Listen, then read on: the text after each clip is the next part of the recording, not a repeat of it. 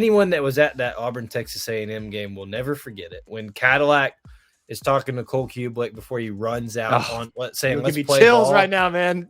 I mean, just no one's gonna forget that moment. Something that we have been excited to talk about is kind of doing a full year review for Auburn athletics. Now, we talked about doing this all in one sitting. It could be done in one show, but it feels maybe best served to spread this out. So without further ado, what we're going to do is take each season, the fall, the winter, and the spring. It divides up pretty nicely, fairly evenly with some sports. And we're going to do a very brief highlight retrospect of the year that was with that. And go from there. So we're starting with the fall of 2022. And before we get to sports, Austin, this affects really all of them, but especially some fall ones because of some things that we'll get into, which the fall ones we'll be talking about, at least mentioning in some way. Cross country, volleyball, soccer, and of course football. But let's start off with what leads all of them, a brand new athletic director after the subsequent whichever way you're supposed to say that, but it's okay. Let me start that over. Alan Green decided right as the year was starting to leave his position. You can have that discussion whether his contract wasn't going to be renewed, however you would like to talk about that, but he was not going to be here. There was a need for a new athletic director. A lot of speculation about who that might be. I continue to vote for Quentin Riggins to be our athletic director. If you saw some other news we didn't have time to talk about today, he had bigger things coming down the line for him. So very happy to have him continue to be part of the Auburn family and help in whatever way he can, but not as athletic director. But most of you know the news now, but in retrospect, let's look back at it. Athletic director now for the Auburn Tigers, John Cohen, right after the Arkansas loss, because something else happened right after that. We'll get to that, but somewhere in there, yeah. And you and I were talking in our preparation that this was confirmed nationally. I can't remember how a lot of things went. I remember John Cohen's name started popping up a lot, either during the Arkansas game, on the way home from the Arkansas game, and it was kind of, I don't know if I call it out of the blue. I mean, a sitting athletic director leaving where he was very prominent at Mississippi State school. Yes, as a head baseball coach who had a lot of success. So yeah, it was very shocking. I think once it all came together quickly, and another factor into this is it was Dr. Roberts' first athletic director hire. Alan Green was hired by Stephen Leith, and so that was kind of another way. I think a lot of this was kept quiet because he had his own way of doing things, and this was all new for him as well. But yeah, and I think a lot of Auburn people were excited probably because it's someone with SEC experience and just experience in general too, has been around D1 athletics a lot. And I think looking in the 10 months since he's been, no, less than that, 8 months since he's been here, it's I think a lot of people are pretty happy about it, and I think that it's been a good addition for Auburn so far, and I think his family fits in well. Kyle, I mean, just hiring Malone, got us a regional host, right? Yeah, I mean, listen, if that's what it takes, get a little check mark next to your name to start off the year. It's looking pretty good for him right now. Look, in all seriousness, it's been way too soon to even judge the job that he's done because he hasn't been here a full year yet, but I fail to recall any major issues. Again, we keep alluding to it. The big issue, he somehow probably had a hand in very quickly getting rid of it. That was a Chris Roberts decision. We'll get there. Let's get there. So we're going to get to the football. We know that's what most people want to talk about in the fall, but really quickly, let's run through the other sports. I do want to just mention, most of you forget that we do have a cross country team that does run in the fall. It's a very quick and short season. This was the first year under coach Leroy Burrell. Ran in about four regular season meets and then an SEC championship meet. And the big thing at the end was Ryan Kinane, I believe a senior, finished 89th overall at the NCAA championships. I know most of you are like, what? That doesn't seem that great, but it was a really good finish for him. And there are a lot of competitors there at NCAA championships. Let's talk about the fall sport, though, that most people are familiar with outside of football from this past year, and that was volleyball. What a year they had, and bursting onto the stage the way that they did. This was a time where I saw people finally on social media talking about, are we watching the volleyball match tonight? Because they went on a historic run and found themselves somehow, some way, just continuing to climb the charts and make it into their second ever run into the NCAA tournament. Did make it past the first round, knocking off ranked Creighton, but then did lose in the second round. Overall in the year, 22 wins and 9 losses. Austin, your thoughts about the volleyball year? Yeah, and we were able to hit on the volleyball year a lot early on in our series, just because it was happening all about the time. Things were getting super exciting around the program. We have talked about that we might be at fault for some of those losses, and that kind of broke the streak. But we've atoned for those sins, and we have made well with the volleyball program. We love them. We really hope so.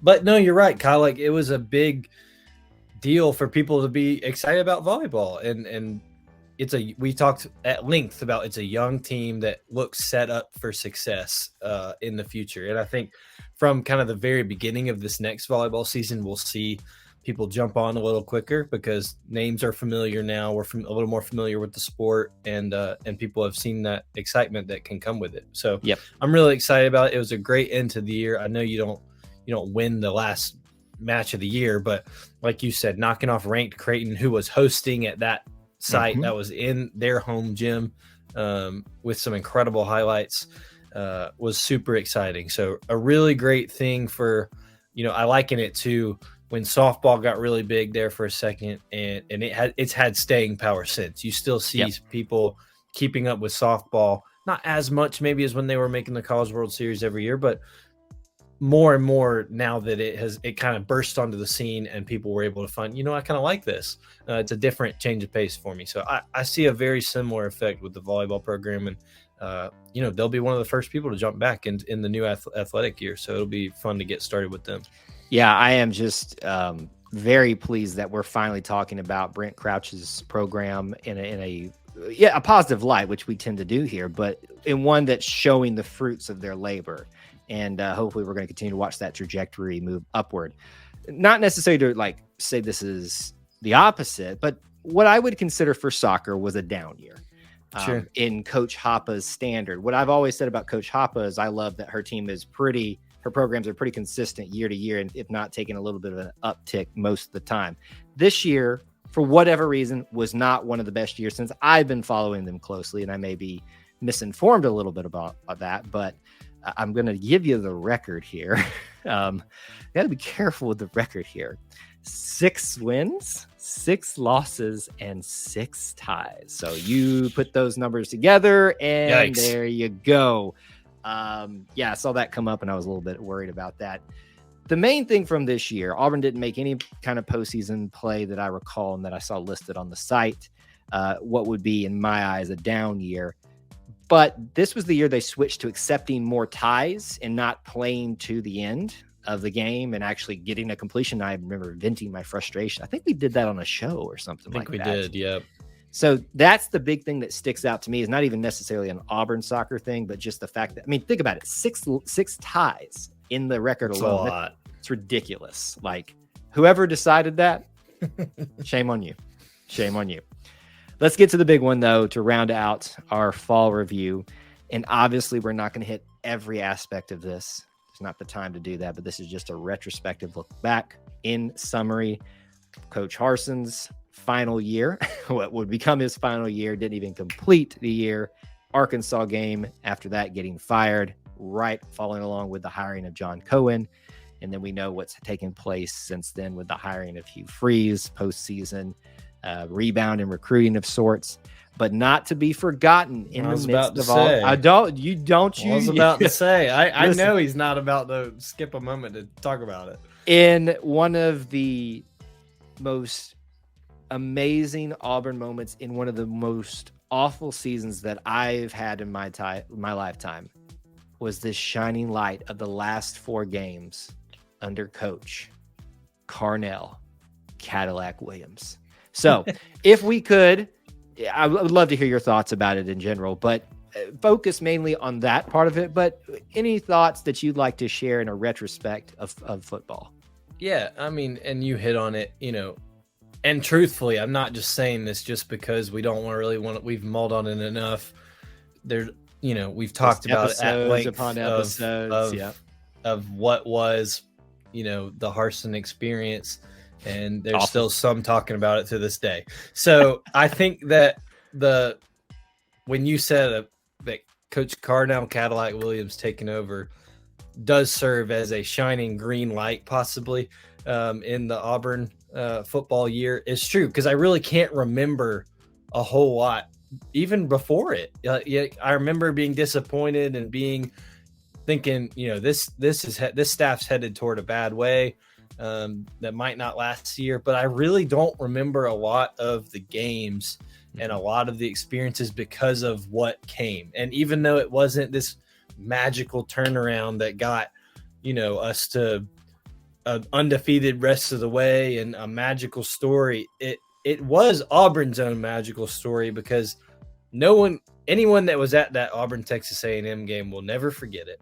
No, when Cadillac is talking to Cole Kublik before he runs out on, let's play chills ball. Right now, man.